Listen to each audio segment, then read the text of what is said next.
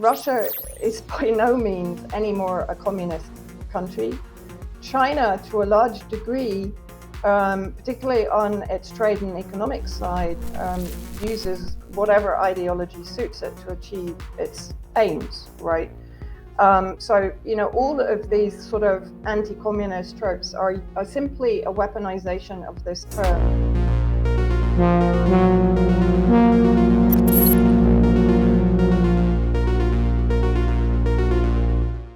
Welcome to Redacted Conversations. I'm Clayton Morris. On this show, we invite whistleblowers, journalists, and interesting people on to share their stories. My guest today is Vanessa Beeley. She's an independent journalist based in Damascus, Syria. She covers some of the most important stories of our time in Syria, Ukraine, and China, and much more. And today, I think we're going to weave an interesting thread, how all of these things are interconnected in a way that the West just does not share with the public. Vanessa has been uncovering the lies and the propaganda surrounding the so-called Uyghur genocide in China. And this will be our focus today, but as you'll see, this travels wider than just China. Vanessa, welcome to the show. Hi, Clayton. Thanks so much for inviting me on. Absolutely. I think this is going to be a very important conversation. And I want to say this sort of at the outset. All of you watching right now, please share this video with people in your family who might be ignorant on this subject. I'm going to learn a lot today. There are people, I'm sure, in your social circle, whether it's on Facebook or other social platforms, who just don't understand this topic. Please share this story with them today. We need to get this message out. So I want to start there, Vanessa. I want to start where most people are right now, where most people are in their frame of reference, which I think is fairly ignorant on this subject. And I don't mean this as a pejorative. I don't mean, I think that Western media like BBC, CNN, all of them have told us a story about China and the Uyghur oppression. So first, if we could do a little bit of role playing, if you could you explain where the Western media version of this story, where people are first, and then we're going to dive into the truth. So most people sort of sitting back on their weekend, what do most people think about what's happening in China? Well, basically, the media consortium, of course, led by, as you mentioned, organizations like the BBC and CNN that I consider to be nothing more than extensions of US and UK foreign policy and intelligence agency strategy globally. They will be telling you that China is committing a genocide. The word genocide is liberally being used at the moment. Against effectively the Turkestani population of the northwest of China, the Xinjiang province. And if you follow the BBC and CNN and affiliated media outlets, then you will believe that more than 1 million Uyghur minority civilians are incarcerated, that China is leading a cultural genocide that is also being one of the popular headlines in Western media, and that many of these so-called retraining, reintegration programs that China is running to prevent the radicalization of this Uyghur population are in fact detention camps, torture centers, etc. So effectively, what you have here is a genocide narrative that is being run across all media stations. And I hear it constantly on CNN or BBC or other places. I see it in popular nonfiction, accounts of the lockdowns that unfolded during the pandemic, and people speaking out in support of China, and then the condemnation of those people who supported China, saying, how dare you stand with support China, given their oppression of these people. We hear it constantly. Yeah, indeed. I think what people need to do, there are certain people that I would recommend following who have been looking into this for a lot longer than I have. Daniel Dumbrell, who's actually based inside China and has visited Xinjiang on a number of occasions. Brian Beletic, his channel is The New Atlas on YouTube, who is also an expert on kind of taking apart the Associated Press, BBC, CNN narratives. And I think this is what is very important for people to understand. the media has consistently lied to us. It lied to us about Iraq, about Libya, about Syria, about Latin America, now about Ukraine, about Russia. And I think we need to remember that they do effectively lie for a living, and that we should assume that any narrative that is being propagated by the mainstream media complex without deviation. If you look across every single media platform, they are all pretty much copy-paste telling the same story about China. At that point, I would be very suspicious. When you start to look into, for example, organizations like the World Uyghur Congress and all their affiliates, you will see one common denominator, which is that they are funded by the National Endowments for Democracy, which we know to be a CIA outreach agent trying to effectively infiltrate target countries and to influence political opposition to the government that the US would like to remove. Of course, the other operative is US Aid, but they tend to operate in remote agricultural areas and to take control of agricultural processes, etc., as they have done, of course, for years in Palestine, but also they have attempted that even here in Syria. So I think as soon as you see that these narratives are being created by organizations that are effectively funded by a CIA agency, they are then being fed to the media outlets that, as I have said, act as an extension of those intelligence agencies, the Mockingbird media, to then influence public opinion against a target nation. And I'd like to go into some depth, if I can, about one of the organizations that is instrumental in producing these narratives, to just demonstrate how this propaganda doesn't only begin in China. It began a long time ago, even pre-Second World War, going forward into the regime change war in Syria, now the provocation against Russia in Ukraine, and then on to China, to show how America in particular, but I consider UK as part of that alliance, to protect their global supremacy and unipolarity. To go back to Zbigniew Brzezinski, who talked about in his book, The Grand Chessboard, talked about who controls Eurasia will control the Middle East and Africa. And of course, for the US, that means the resources of those countries. They don't care about the people of those countries, as I can talk about in Syria. They care about the resources and the positioning of those countries to protect their global supremacy, their global world domination. And so the importance here is what Brzezinski said. America must, or the United States must, protect its influence in Eurasia. It can't allow a country like Russia or China to gain primacy, because that is anathema. That's a threat to the US global power base. So that's where it starts, even pre-World War II. Yeah. And the carving out of battle lines are drawn, and the propaganda machine kicks into high gear. We've spoken on this show to ex-intelligence officials who talked us through exactly how stories are planted in the press via the CIA and other intelligence apparatus. And we just saw that, in fact, just this past week in Ukraine. We saw another story out of Mariupol where there was alleged bodies discovered in a basement. And this was propagated by the, quote, Mariupol mayor, who hasn't even been in that region for months. And immediately the Western press runs with this story. And then you start to unpack it and realize it's largely probably a giant piece of propaganda. Absolutely.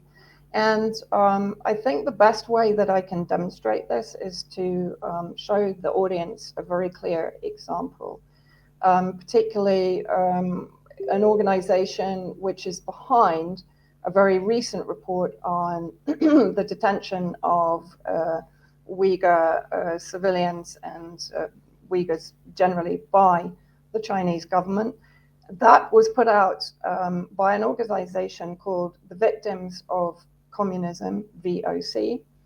VOC was founded in 1993. It was authorized or endorsed by Bill Clinton at the time. If we look at the founders of the VOC, this is where it starts to get interesting. So the founders of this organization were Zbigniew Brzezinski, that I've just talked about, who wrote the Grand Chessboard, detailing the carving up of Russia, the surrounding of Russia, the containing of Russia, effectively. And of course, that was one of the reasons that the regime change war was led against Syria, because of Syria's historical connections to both the Soviet Union and then more recently, since 1991, with Russia itself, and now, of course, with President Putin. So Brzezinski was the number one founder, and of course, he was the architect of the war against Afghanistan. He admitted later that America had been funding and arming the Mujahideen in Afghanistan prior to Russian intervention. So this was always the plan, to weaponize the Mujahideen. Now, among those Mujahideen, we should mention that there are Uyghurs, Turkestani extremists that have been radicalized by Saudi Arabia and then infiltrated into Afghanistan to fight America's war against the Soviet Union, which effectively led to the collapse of the Soviet Union. But then what becomes really interesting, the second founder is a guy called Lev Dobryansky. Now, Lev Dobryansky is of Polish origin, but Ukrainian nationality, with very, very clear links to the Nazi party, the Banderite party, the organization of Ukrainian nationalist Banderites. In 1939, when the first kind of Ukrainian National Information Service, so I guess a pre-runner to the SBU now, was established, he was their first director. He was an officer inside the CIA, previously, of course, the Office of Strategic Services during World War II. And I'm just reading a little bit from my notes here, but through his powerful connections in Congress, Pentagon, and the military-industrial complex, he played a pivotal role in forging the friendship between Nazi collaborators in the OUNB, the Banderite Nazi party followers of Stepan Bandera, who carried out some of the worst Nazi pogroms in the region. So he formed links between the OUNB and fervent anti-communists in the US. He was also on the board of the US World Anti-Communist League in the 70s, and again, that has a number of former Nazis on its board and among its members. He secured a US visa for Yaroslav Stetsko, founder of the anti-Bolshevik Bloc of Nations, again, an organization which has close ties, revolving door ties with the CIA, the State Department, the Pentagon, etc., and also absorbed some of the Nazi escapees after the Second World War. You know, Operation Paperclip is known to most people, when the US basically imported Nazi engineers and scientists into the States. But he allowed Yaroslav Stetsko to enter the United States against even the advice of the CIA and the State Department, because of the multiple crimes and the overseeing of mass pogroms against the Jews in Ukraine and in the Eastern European region. He was chairman of the ABN, the Anti-Bolshevik Bloc of Nations, who had fought for the Nazis and dreamed of carving up the Soviet Union to regain territories that they had hoped to control as a result of World War II, and that they'd hoped to regain during World War II. So this is a guy who had incredibly tight links to various Nazi organizations. He became an advisor to President Reagan. His daughter also, Paula, later became a primary advisor to Reagan. Reagan sent him to the Bahamas, many believe on a sort of drug running, drug trafficking, money laundering operation during the Iran-Contra crisis. So this is for me, the most interesting founder of this organization. There are others, and perhaps you can, I can take you through that, and then I can show how it top down filters down into American constitutional influence. And effectively, these are the people pushing these genocide narratives and paying lawyers to basically take it through into Congress as law, and then to impose sanctions against these nations that are being accused of genocide. I want to get to some of those people. I think for our audience, I want to figure out, so we hear these Western stories, these fake news stories that are being planted by these guys.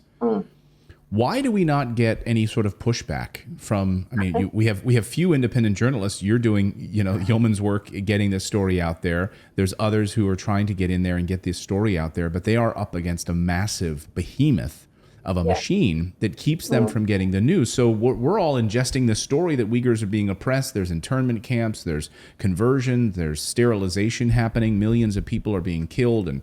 And it seems to me like something we should be able to disprove this very, very easily. Yeah, I mean, as I said before, you have to look at who is producing these narratives. I mean, the most recent narrative was produced by a guy called Adrian Zenz, who works on the China studies part of the VOC. Now, Adrian Zenz can hardly be described as objective. He believes that he has a mission from God to bring an end to communism. And here, I just want to point out the ridiculousness of this communist trope, right? I mean, Russia is by no means anymore a communist country. China, to a large degree, particularly on its trade and economic side, uses whatever ideology suits it to achieve its aims, right? So, all of these sort of anti-communist tropes are simply a weaponization of this term, which has been used to gaslight American, UK, and EU publics for decades into believing that everything communist is bad and anything that is labeled communist is bad, right? And authoritarian and tyrannical. It really comes down to money then, right? It's about economic hegemony, right? The U.S. dollar as the reserve digital currency or the reserve currency of the world, and that is under threat. Yeah, absolutely. And if I can just come back to this Adrian Zenz, and all of this is verifiable. People can go to the websites themselves and check all this information for themselves. So Zenz believes that he has a mission from God to bring an end to communism. So almost immediately you have to start questioning the guy's objectivity. Am I as qualified as a China expert like Zenz? Yes, I am, because Zenz has only been to Xinjiang province once on holiday in 2007. He's totally reliant on open source information. He's the Bellingcat of China, right? If people don't know who Bellingcat is an intelligence agency, NATO affiliated agency, funded organization that was heavily weaponized against Syria to produce the narratives like the chemical weapon attacks based on open source information. Of course, we know later from UK Foreign Office leaked documents that open source means UK Foreign Office and media controlled information. We know that the BBC and other media organizations were paid to be on the ground to train citizen journalists to pick witnesses for stories that corroborated UK foreign intelligence agenda inside Syria. And this is a very similar operation. Zenz is there to provide the evidence that corroborates the propaganda that the West needs to demonize and criminalize China. And of course, we have to remember where Xinjiang is placed. It's the northwest of China. And it's also important to point out the fact that the Uyghur extremists, as I've said, that have been trained and radicalized in various countries like Pakistan and Iraq and Afghanistan by Saudi Arabia, are on the borders of China, but they're also fighting in Syria.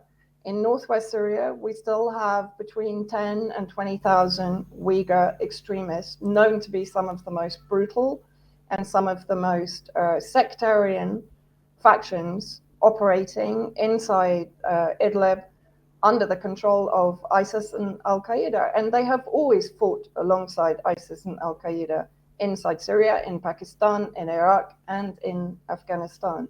So when we consider what China is doing when it talks about re-education programs, of course, immediately you use the word program, people start saying, see, look, they're brainwashing, they're detaining, they're torturing. Because, why? Because we are used to what the West does. Right. The West had Guantanamo Bay. The West is funding UAE detention centers in southern Yemen and training them in torture procedures like waterboarding and electrocution, etc. Right? The West had Japanese internment camps during World War II. Yeah, you know, the West really is it's the world expert in torture, to be honest, and so are its allies, whether that is Israel, whether that's Saudi Arabia. You know, they have the worst record of human rights globally, but I don't see any sanctions against Saudi Arabia. I don't see any mass formation of organizations to criminalize Saudi Arabia. Why? Because Saudi Arabia is an ally of the West. It's useful to the West. Okay, China is the number one enemy of the West, although the West is heavily embedded inside China. You know, this is the dichotomy of these arguments, because the US and the US and the West will exploit a country until that country becomes too powerful, and then it has to be brought down. All right? It's not there to engage with a country, to form partnerships with a country, trade, economic, political partnerships, military partnerships even.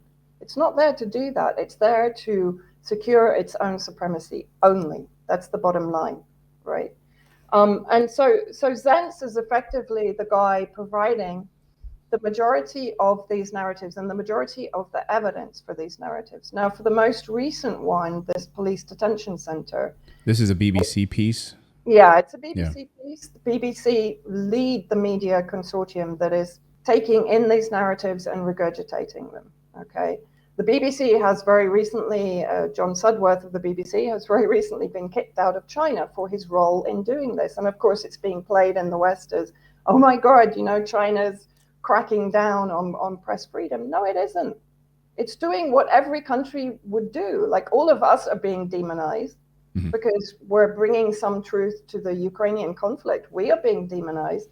RT has been written out of existence on the internet in the West, right?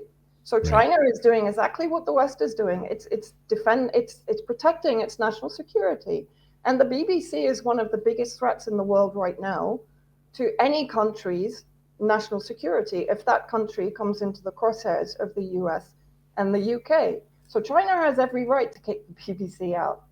I'm surprised it didn't do it any sooner. And so Zentz is producing this latest report based on hacking police computers. So again, here we start to come into this open source information. There was evidence that I saw from somebody on Twitter, and I did double check it, that shows that there is a very high likelihood that Zentz and a number of his colleagues were doctoring these reports to make them more suitable for the corroboration of the agenda of the CIA, the Pentagon, the US administration under Biden, et cetera, et cetera. What did the report say? Basically, they were just talking about the detention of Uyghurs in these police stations. They were making claims of torture and illegal detention, et cetera, et cetera. What he actually doctored, I can't actually remember, but I can certainly send you afterwards the link to the Twitter feed where they talk about exactly what he changed and how he interfered with the documentation that he managed to get through a hacking process. Now, it's funny, when we as independent journalists receive hacked information that exposes the British government or the US government crimes, for example, WikiLeaks, right? we're criminalized. And in the case of Julian Assange, he's in prison and he is being tortured and he is in danger of death if he is extradited to the United States. But it's okay if their side does it against China, right? I mean, it's just layer after layer after layer of hypocrisy, to be honest. Yeah, the hypocrisy is very, very strong. So, this piece called The Xinjiang Police Files Inside a Chinese Internment Camp. And so he hasn't gone there. He's gotten this information allegedly from hacked computers. Your evidence shows that he's doctored the documents to make them seem more salacious somehow. And what do they specifically say? Do they talk about? I mean, what exactly do they talk about is happening inside of these internment camps? Well, I mean, they just refer to brutality, to torture, to, as I said, internment of Uyghurs without any reason. Now, the Uyghurs themselves have carried out numerous terrorist attacks, both on mainland China, in Bangkok, in Kunduz, in Afghanistan, in 2015, I think it was, when they killed over 100 Shia Muslims in a bombing. The responsibility was claimed by ISIS, but it was an actual Uyghur suicide bomber that carried out the attack. In Syria alone, as I said, they have carried out numerous atrocities against civilian populations.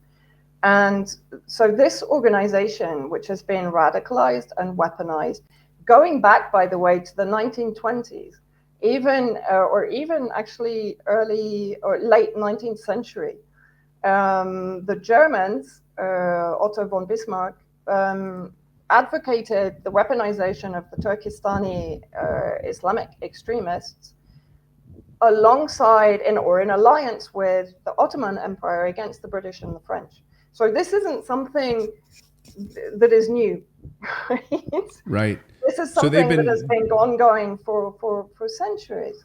Well, not centuries, centuries. So they are radicalized. They've been in Afghanistan. They've been carrying out terrorist attacks. The Western media narrative is that China has been surveilling them. I just saw a story last night about the surveillance inside these internment camps, or they're surveilling minority Uyghurs throughout that region, where they have cameras in every crevice and every corridor of the streets and so forth. And that's China is watching them very, very closely. They are sterilizing them. They are trying to convert them religiously. That's what we're being told. So what is the truth there? What is actually happening there? Well, this is where it gets interesting, because when I really started to unravel this, what I found was, on one side, you have all the anti-China narratives that I have said are universally feeding into the NED. So they're all funded top down by the NED, so by the CIA, okay? On the other side, you have various Uyghur statements pushing back against the BBC, against all of these organizations, okay? You have Muslim organization statements saying that all of these narratives are not true, that they have visited Xinjiang and that they have found it to be not only peaceful, but they find what China is trying to do. They are basically trying to economically help the Uyghurs. Yes, there is an element of trying to prevent radicalization, but I think here we need to remember that in World War II, for example, the MI6 in the UK was summarily executing anyone they thought was a Nazi spy. Right. MI6 had its rendition and torture. I'll mention Julian Assange again. So if you had factions of Al-Qaeda in America, close to New York City, for example, would you not be expecting the government to try at least to run programs to de-radicalize or to prevent the radicalization of these ghettos or these communities? I mean, wouldn't that be expected? And they're doing that. We know that's the case. We know there's infiltration by the FBI into these groups. In fact, we just saw in Michigan with the alleged kidnapping plot. We saw their involvement, their deep involvement in that, for sure. Exactly. So, I think what China is doing is really eminently sensible. It knows what the West is doing. And it's not as if we don't have historical precedents. I mean, it's all the West has done. Right. Throughout its existence as empire, that's all it's done, is to subvert and subjugate target nations in one way, shape, or form, either economically, politically, militarily, right? And of course, what do these narratives allow? And that's what we're seeing now, are tougher sanctions against China, just as we saw the ramping up of sanctions against Russia at the start of the conflict, or the special operations in Ukraine. This is all playbook, right? This is what we see all the time. I'm not saying that I agree with all China's policies, but my job as a journalist is to expose what my government is doing globally that is going to create seismic changes and devastation in the world. And if we go to war with China, that's beyond Russia. Biden is building up in Taiwan. They've been sending weapons in there for some time. So effectively, China is surrounded, just as Russia was, by American defense biolabs. It has had subversion in Hong Kong. Going back to 1989, Tiananmen Square was a color revolution instigated by George Soros. China kicked him out of China at that point, right? And at that point, actually, the CIA-controlled instigators of what happened in Tiananmen Square were brought back to the United States and to the EU for protection under Operation Yellowbird, which for me just strikes me, even their wording in the CIA operation is racist towards China.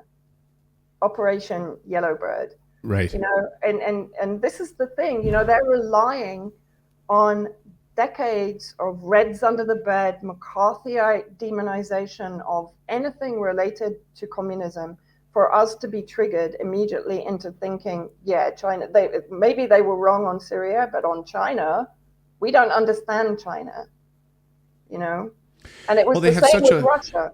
They have such a long history of lying to us. Why do we continue to believe them now? We have Mike Pompeo telling us that they have training programs on lying at the CIA. That's what they would do. And he was proud of that, right? That's what they are. Yeah. So we have a long history of lies. Why, we're now going to believe them, and so many people do. It's because we don't have anybody in this province, right? In China, we don't have any other voices there. We're not hearing that. The Western media is not really interested in covering that. We thought we might get some answers this past week from the UN and the UN rights chief. Yeah, so talk a little bit about that. So there was all of this pressure. United Nations is going to go there. Extraordinary. We're going to go and see it. We're going to go and see it. And then what happens? I think actually, I don't know if her report has been published yet, but she's getting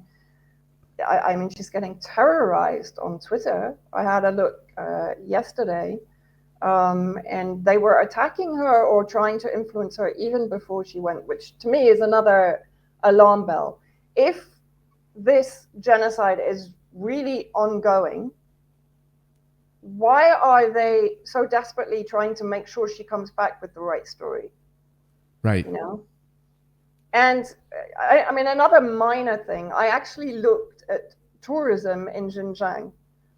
There are dozens of tour agencies that will take you for trips around Xinjiang. Okay, that's a minor thing, but it's still stuck in my mind. Right. If there's a genocide happening, as you would, you don't have tour buses, you don't have hop on, hop off buses stopping for lunch. Exactly. Right. And the extraordinary thing is, again, coming back to the media, if you go back to 2016, in 2014, the BBC produced an article talking about the extremism of the Uyghurs, the crimes they had carried out globally. In 2016, Time wrote an article about the real threat to China was from the Uyghur extremism. then suddenly we have this hiatus where it all disappears. And this, again, is very similar to me what's happening now in Ukraine. In Absolutely. 2014 to 2016, the media was speaking very openly, big headlines about the rise of Nazism and fascism in Ukraine. Suddenly, no, Azov are not Nazi. Russians are the real Nazis, right? It disappears. We've had a complete flip. Yeah, it's just disappeared. So, this is my point. We're all being compartmentalized and managed by media. And that's where, I haven't been to Xinjiang. I would really like to go and see for myself. And by the way, just coming back to one of the other narratives, which is this cultural genocide narrative, which was talking about the destruction of Uyghur mosques, right, in the Xinjiang province. What actually happened was China pushed UNESCO, and they really had to push to preserve Uyghur cultural heritage. So it's China pushing UNESCO while the West is saying China is destroying Uyghur cultural heritage. It's pushing UNESCO to save Uyghur national heritage. It's proud of Uyghur national heritage, right? It's unbelievable. And I think what's lost is the nuance, right? It's very easy to just, we need a bad guy, and we need supportive pieces of journalism, supportive pieces of this narrative to have good guy versus bad guy. And you're right, in Ukraine, it was all over the place. We've covered it on our show extensively. The headlines about Ukraine's Nazi problem, well before. And then just as February unfolds, those articles just start disappearing. They start, no more discussion of that. You can go to the U.S. State Department's website and read about the SBU in Ukraine as violators of human rights as late as 2021, right on their website. Torture, making people disappear. That's on the U.S. State Department's website. And now something changed in 4 months. They're all good guys now. This is what we're being told and fed. Yeah, exactly. And if I can just come back to this whole network again. Yeah, so tie this together for us with these guys. Yeah, so you have Adrian Zenz, basically, who's an analyst for the VOC that I've mentioned that was established by Brzezinski, Lev Dobryansky, who has ties to Ukrainian Nazi organizations, and his offspring, by the way, his grandson, is now in Ukraine working to produce propaganda against Russia there. So, the dynasty has continued. And of course, post Second World War, if people watch Oliver Stone's Ukraine on Fire, they will understand how the US effectively protected the Nazi elements, Operation Gladio, and then dispersed them across Europe for future use as guerrilla warfare against, both on a propaganda and a military perspective, against the Soviet Union and then against Russia. But if we, so look at Zenz, who works for VOC. He also works for an organization called the New Lines Institute, funded by NED. He is also an analyst for the Jamestown Foundation, revolving door with the CIA, State Department, Pentagon, military industrial complex. Who are the directors at Jamestown Foundation? Michael Hayden, former CIA director, former director of the NSA when Snowden was exposing the surveillance controversy. He was a fan or an advocate of torture in Guantanamo. And by the way, in Guantanamo, there were a number of Uyghur extremists that were being tortured by the US in Guantanamo. Wow, I did not know that. Wow, that's amazing. Yeah, there were up to, I think, 22 extremists, Uyghur extremists, actually held and tortured in Guantanamo. Wow.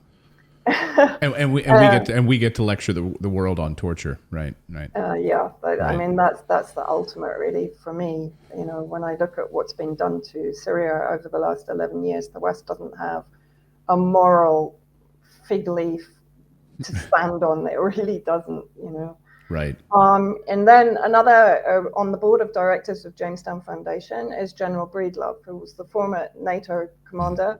and also who since 2014 has been pushing for military escalation and intervention in Ukraine, among other things. Obviously, his history as commander of NATO. So this just gives you an indication of the powerhouse that is behind these narratives. And, you know, this, to some extent, this is normal. I mean, Syria, the kind of billionaire, not-for-profit industrial complex behind the war against Syria that I've written extensively about, as have people like Cory Morningstar or Whitney Webb, etc. But when it comes to China, you have the big guns, right? Even bigger than those that are being deployed against Russia, to be honest.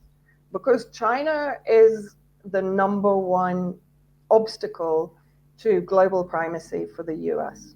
Basically, whatever you think of China, that's the bottom line. And I, you know, personally, I have some problems with China, for example, supplying weapons to Saudi Arabia to be used against the Yemenis for some time, and the fact that it has effectively endorsed UN Resolution 2216, which continues the blockade and siege of 23 million Yemenis. So I have myself questions to raise about China, but on the side of the narratives being used to effectively subvert and impose sanctions, so to economically wage war or declare war against China, I have issues with what the West is saying. I have big issues with it. And my fear is that we are being led to war against both Russia and China. We know that NATO member states provoked Russia for a long time into finally leading this special operation into Ukraine. And now we see Biden effectively upping the ante against China by saying he will defend Taiwan if China invades Taiwan. We know in Thailand, there have been efforts to subvert even Thailand, right? Little Thailand. Right.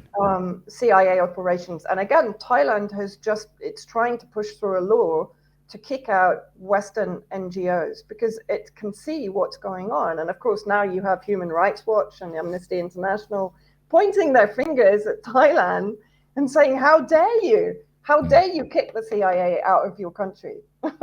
How dare you defend your national security? It's unbelievable. Yeah. And I think that's where we are right now. We've been fed this lie about what's happening in Xinjiang to the Uyghurs. And that might not be enough for the West to rally to support some sort of a war against China, right? That's one piece of it. See, they're carrying out a genocide against these people. Then we have the Taiwan piece, where then we have the Thailand piece, and so all of these pieces. You had Hong Kong, remember? In Hong Kong, right? Yeah. You know, which again was backed by all the same characters, and all of the kind of mock tribunals that you have. I think there's been 2 against China reference Uyghur genocide. All the same characters who were involved in Syria and previously pro-Israel and Palestine, etc. So all the time you'll see the same individuals running the same operations. I mean, for example, as I mentioned, the UK Foreign Office document leaks. You had a guy called Alistair Harris who headed up an organization called ARK, Analysis, Research and Knowledge Arc Group. Arc Group, sorry. Who was involved in the creation of the White Helmets and various other intelligence-linked organizations inside Syria to effectively provide the propaganda, but also to provide protection or whitewashing for the terrorist groups. He's doing the same in Yemen. He did the same in the Balkans. He's running the same operations in Lebanon to subvert intelligence, security, military, and governmental institutions. So you will, when you start to dig, you'll see all the same organizations. And I call it the Hydra because you cut one head off, another one grows back, right? So the same people will leave one company because it's kind of become a bit tainted and people are a bit sharp to what's going on. So they'll leave that operation, they'll set up another one. And it takes people a while to figure out, oh, but these are the same people. They stopped this one and now they've started this one. So it is literally a Hydra for me. It's like, right. As I said, you know, you cut off one head, another one grows back, because there is infinite resources behind this. This is what is very important to understand. The people that brought you the incubator babies, in Iraq, the Benghazi rape, the in Libya, the weapons of mass destruction in Iraq, second time round, right. 9/11, the people that brought you the chemical weapon attacks in Syria are bringing you the kind of the war crime stories from Ukraine. They're bringing you the Uyghur genocide stories in China, right? So they're all lies. Yeah, they're all lies. And we're eating it up. And the Western media is running with it, whether you're in Portugal or other parts of Europe or all in the United States. You'll change your Twitter handle to have a Ukrainian flag emoji because you're gobbling up this narrative. Absolutely. And I think what's kind of what I found very scary was when the operation in Ukraine began, how rapidly people, the needle on the hatometer just went against Russian people. They became overnight the Untermenschen, right? Which is, I'm seeing something very similar in China. People have been programmed, and I prefer to say gaslighted, for so many years. Go and read William Blum about the Reds under the beds and how this whole anti-communist narrative was created to effectively demonize any countries that were against the US. Syria, as I said before, suffered more than 75 years of interference by CIA and MI6 since its independence from French mandate in 1946. Why? Predominantly because every government that came in with any kind of socialist program was deemed to be communist, or was deemed to be connected to the communism of Soviet Union. And of course, Syria has a long history of collaboration with the Soviet Union and with Russia. So for that reason, and Syria is pivotal to supremacy in the Middle East, right? Because of its geographical location, its resources, and so on. Its location on the Chinese Belt and Road Initiative, Assad's 5Cs project that he was working on prior to 2011. So Syria represents, while they know they have to control Eurasia to have control of the Middle East and Africa, where all the resources are, Syria is pivotal to that, right? But it was connected or linked to the Soviet Union. It's linked to communism. And another thing that I really want to point out is we've seen the weaponization of Eastern extremism. Now we're seeing the weaponization of Western extremism, Nazism. And we're seeing them working together in Ukraine. That should send a message, right? Because we're seeing Al-Qaeda and ISIS working and collaborating with Zionists and with Nazis in Ukraine. So there you have the three streams of extremism in our world today working together in Ukraine. So the two ends of the spectrum have been brought together.